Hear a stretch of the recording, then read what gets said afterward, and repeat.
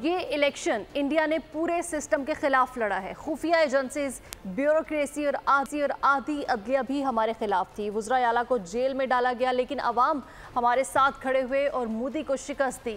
भारतीय कांग्रेस के सरबराह राहुल गांधी की प्रेस कॉन्फ्रेंस, उन्होंने कहा कि हमारी लड़ाई भारत का आइन बचाने के लिए है। इंडिया इत्तेहाद ने दस्तूर की हिफाजत की। कांग्रेस के सरबराह राहुल गांधी ने प्रेस कॉन्फ्रेंस की है। उन्होंने कहा कि कांग्रेस ने इस इलेक्शन में बड़ी बरतरी हासिल की है। हमने एक होकर इलेक्शन लड़ा, हमने हिंदुस्तान को एक नया विजन दिया है।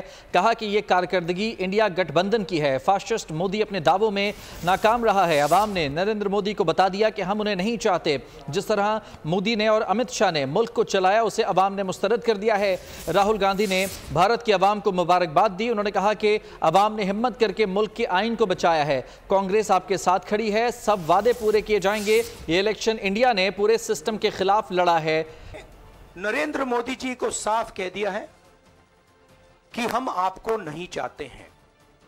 And this is the main thing that this election has said. The country has unanimously and clearly stated, Congress party ने क्लैरिटी से हिंदुस्तान को एक नया विजन दे दिया है। लड़ाई संविधान को बचाने की थी, कॉन्स्टिट्यूशन को बचाने की थी।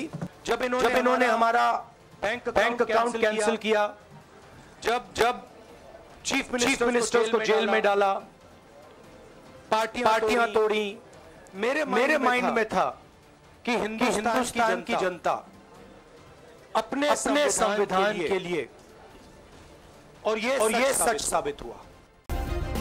सब्सक्राइब करें और बेल दबाएं ताकि कोई खबर रह न जाए।